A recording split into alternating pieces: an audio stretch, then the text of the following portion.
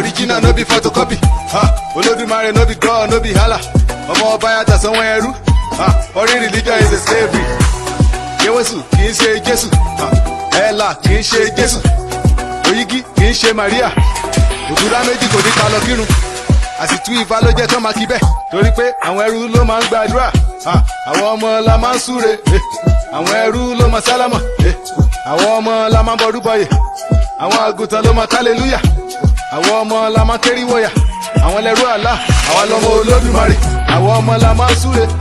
Àwọn làgùntàn pápá. Àwa lọmọ ẹkùn. Wọ́n bẹ̀. Àwọn ọmọ la máa ń súre. Orisha, Orisha. Àwọn Saudi náà ní Allah. Muhammad àti Quran. Àwọn UK náà ní God. Àwọn Italy náà ní Jesus. Àwọn China náà ní Pangu. Àwọn Israel náà ní Yahweh. Elohim àti Yeshadai. Àwọn India náà ní Shifa. Bahama àti Màálù. Ṣùgbọ́n Olódùmarè ní ti Yorùbá. Torí pé àwa gangan l'original. Ọmọ òǹdáyé oníkòkíní. Wọ́n ti fẹ̀sìn àjèjì sọ́wádìí olódo. àìsù ẹ̀ Olódùmarè no be God o, no be Allah o, no be Pangu. Olódùmarè no be Yahweh o, no be Elohim, no be Eshadai. Olódùmarè no be Shifa, no be Bahama, no be Màálù. Táwọn ẹrú máa máa parọ́ fún wa mọ́ lọ́wọ́ yìí ojú ti là iṣẹ́ ti cast àtijá kọ́mẹ̀ Ibi Oju La Dei. Ká tún máa pe Jésù lólùgbàlà láì lókìgbẹ́ Ibi Oju La Dei. Ká tún máa pe mọ̀mọ́ làkàyìndé gbẹ̀gbọ́n láì ṣe ìbejì Ibi Oju La Dei. Ká tún máa pe Allah lọ́lọ́run ọba láì gbọ́ Yorùbá Ibi Oju La Dei. Ká tún máa pe God lólódùmarè láì mọ̀ Ọ̀rúnmìlà Ibi Oju La Dei.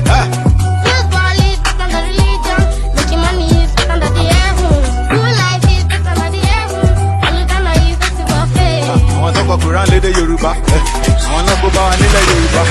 Àṣà aláṣà náà kọ lédè Yorùbá, ẹ̀sìn ẹlẹ́sìn náà kọ lédè Yorùbá. Àwọn náà kọ Allah lọ́lọ́run fá Yorùbá. Wọ́n jẹ́ kọ́ ọmọ Yorùbá dẹrú Allah. Allah ò kì í ṣe Ọlọ́run Yorùbá, torí pé Olódùmarè ló bí Allah. Àjàyí Crowther ló kó bá wa Yorùbá, ẹrú òyìnbó ló kó bá wa Yorùbá. Àwọn náà kọ Bíbélì fún wa lédè Yorùbá, ẹ̀sìn àjèjì náà kọ lédè Yorùbá, Ọlọ́run àjèjì náà kọ lédè Yorùbá, orúkọ àjèjì náà kọ lédè Yorùbá.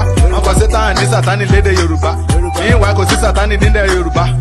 Wọ́n fi pe Sátánì léṣù Yorùbá, èṣù láàlú is not a Satan. Wọ́n kọ angel ní áńgẹ́lì lédè Yorùbá, áńgẹ́lì kò ní túmọ̀ lédè Yorùbá, hallelujah kò ní túmọ̀ lédè Yorùbá, àmín kò ní túmọ̀ lédè Yorùbá, àdúrà kì í ṣe èdè Yorùbá.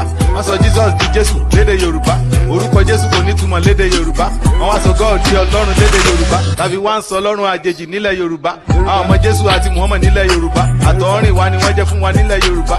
So kò sí kan tó kàn wá pẹ̀lú God àti Allah, Ọlọ́run àjèjì náà jẹ́ nílẹ̀ Yorùbá. Ṣé lè January ṣé wọ́n Pangu, ṣé wọ́n fẹ́ kó Olódùmarè wá fún wọn ní Pangu.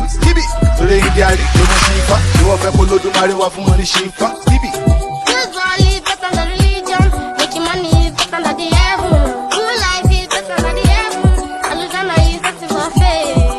He is not the boy fake. Tell me why I go believe in your sky. Foreign religion is not the boss slavery. Tell me why I go believe in your God. Muhammadu is a man like you. Tell me why I go believe in your Allah. Lord of Jesus is not the boy fake. Odogu bitter is better than heat.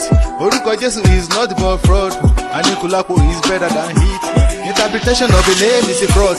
Allah and God in our land is a fraud. Yoruba Bible and Quran is a fraud. I'm a robber, come and park your